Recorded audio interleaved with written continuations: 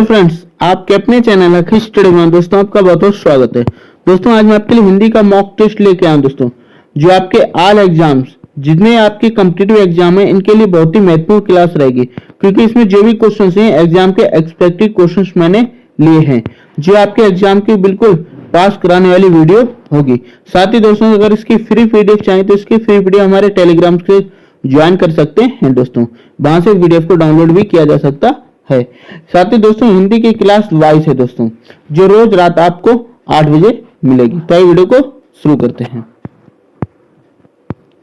Question हमारा पहला, भाव शांति, भाव संधि और भाव सबलता का संबंध किस भेद से है दोस्तों?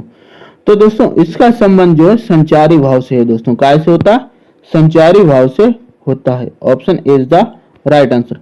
साथ ही दोस्तों ये संचारी भाव हैं, अगर इनकी संख्या आपसे पूछी है तो इनकी संख्या 33 होती है। संचारी भाव की संख्या कितनी? 33 होती है। तो ऑप्शन ए को हम राइट आंसर लगाएंगे। बेफुत कैसा अनुभाव है? बेफुत जो है कैसा अनुभाव है? तो दोस्तों ये सात्विक, कैसा? सात्विक अनुभाव है। Option C is the right answer. Bharat Muni ने रस सूत्र का विवेचन अपने किस ग्रंथ में किया है? तो भरत मुनि जो रस सूत्र का विवेचन किया दोस्तों ये अपने ग्रंथ नाट्य शास्त्र में दोस्तों, किसमें? नाट्य शास्त्र में किया है। Option C is the right answer. Acharya Dev ने किस भाव को 34वां संचारी भाव कहा है? आचार्य देव ने किस भाव को 34वां संचारी भाव कहा है? तो दोस्तों इन्होंने छल को, किसको? जो छल होता है दोस्तों, छल को 34वां संचारी भाव कहा है। वैसे संचारी भाव 33 माने गए। कितने माने गए? 33 माने गए, लेकिन आचार्य देव ने 34वां कौन सा? छल को 34वां संचारी भाव कहा है। किस रस का संचारी भाव उग्रता, गर्व, हर्ष आदि है? यानी किस रस का जो संचारी भाव गर्व, हर्ष और उग्रता है? तो दोस्तों ये वीर रस का, काय का? वीर रस का दोस्तों। वीर रस का उत्साह भी होता है। क्या होता है? उत्साह भी होता है। तो वीर रस का स्थायी भाव क्या है? उग्रता, गर्व, हर्ष या उत्साह। तो ऑप्शन बी हमारा राइट आंसर हो जाएगा। आश्चर्य, आश्चर्य किस रस का स्थायी भाव है? तो आश्चर्य जो है दोस्तों यह अद्भुत रस का दोस्तों, क्या का? अद्भुत रस का स्थायी भाव है। Option C is the right answer. इसके अलावा आश्चर्य के अलावा दोस्तों विस्मय, विस्मय ये भी अद्भुत रस का ही संचारी भाव है। तो अद्भुत रस के दो संचारी भाव होते हैं, एक आश्चर्य और एक विस्मय। जो भाव केवल अल्पकाल तक संचरण करके चले जाते हैं उन्हें कौन सा भाव कहा जाता है? तो जो भाव होते हैं केवल संचरण करके चले जाते हैं उन्हें हम संचारी भाव कहते हैं। क्या कहते हैं? संचारी भाव कहते हैं। और संचारी भाव हमारे कितने? 33 होते हैं। और आचार्य देव के हिसाब से उन्होंने 34 बताए थे, जिसमें से छल जो है, क्या दोस्तों? छल 34वां संचारी भाव था।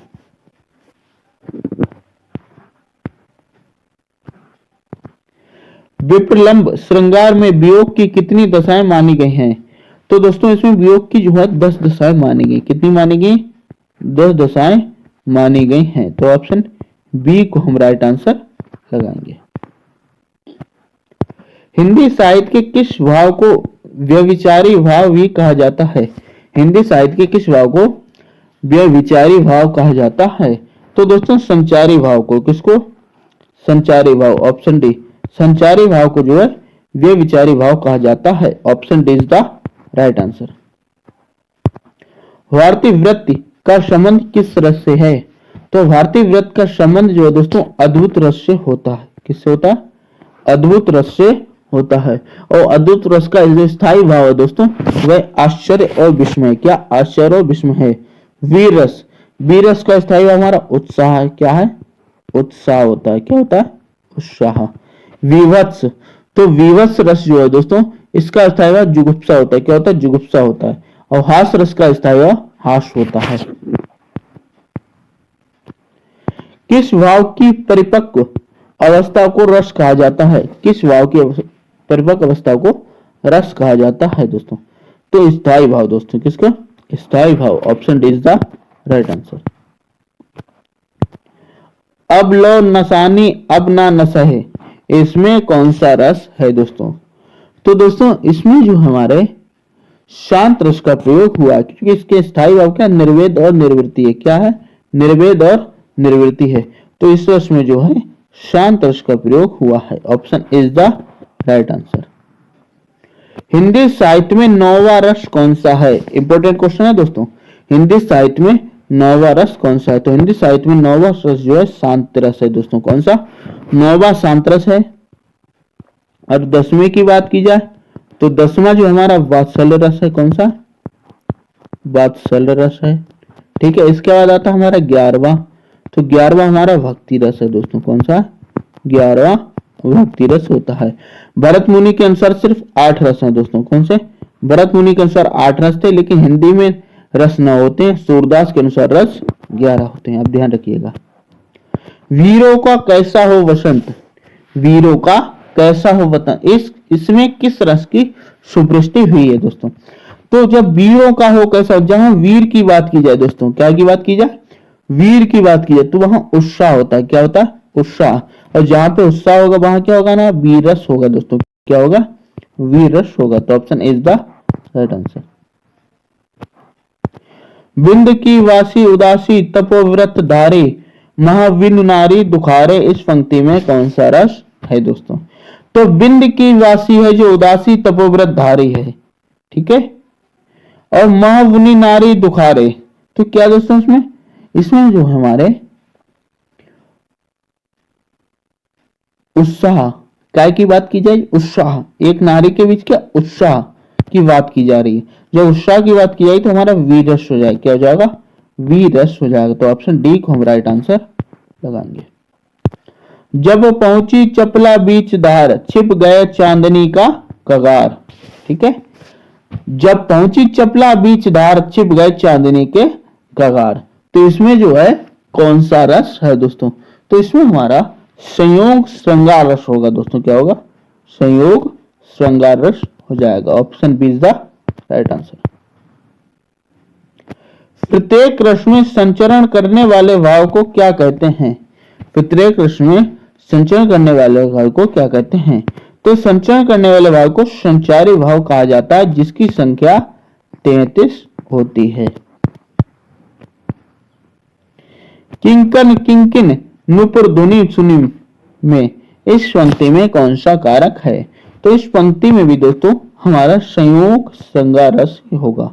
Option B is the right answer. हे खग मृग हे मधुकर श्रेणी, तुम देखी सीता मृग नयनी, इस पंक्ति में कौन सा रस है? तो इस पंक्ति में दोस्तों हे खग मृग ए मधुकर रेणी, तुम देखी सीता मृग नयनी, तो यहाँ पे क्या हो रहा है? वियोग श्रृंगार रस है दोस्तों। क्या हमारा? वियोग श्रृंगार रस, यानी सीता की कहानी इसमें है। देख सुदामा दिन दशा, करुणा करके करनिधि रोए, इस पंक्ति में कौन सा रस है दोस्तों? तो दोस्तों इसमें क्या? देख सुदामा दिन दशा, यानी सुदामा की दिन दशा देख, करुणा करके करनिधि रोए, तो इसमें क्या है दोस्तों? एक हमारा जो है इसमें एक शोक है दोस्तों। क्या है? दुख है। तो इसमें क्या हो जाएगा? हमारा करुण रस हो जाएगा दोस्तों। क्या हो जाएगा? करुण रस, क्योंकि सुदामा की दिन दशा क्या हुआ? करनिधि रोए। ठीक है, तो इसमें हमारा क्या? करुण रस हो जाएगा दोस्तों। क्या हो जाएगा? करुण रस हो जाएगा। Option C is the right answer. देख रूप लोचन ललचाने, हर्षे जनु निधि पहचाने, तो क्या है दोस्तों? देख रूप लोचन ललचाने, यानी ऐसा श्रृंगार करा हुआ था कि उसके रूप को देख के क्या हुआ? लोचन हो गए। तो इसमें क्या हो जाएगा? हमारा श्रृंगार रस हो जाएगा दोस्तों। क्या हो जाएगा? श्रृंगार रस हो जाएगा। Option is the right answer. श्वान आंगुरिन कट काट के खात बिदारत, इस पंक्ति में कौन सा कारक है दोस्तों? तो इस पंक्ति में हमारा विवत्स रस हो जाएगा दोस्तों। क्या हो जाएगा? विवत्स रस हो जाएगा, क्योंकि यहाँ पे क्या है? जुगुप्सा है दोस्तों। क्या है? जुगुप्सा है। तो ऑप्शन ए को हम राइट आंसर लगाएंगे। निस्दिन वर्षत नयन हमारे, इस पंक्ति में कौन सा रस है? तो इस पंक्ति में दोस्तों हमारा श्रृंगार रस है। कौन सा? श्रृंगार रस। Option D is the right answer.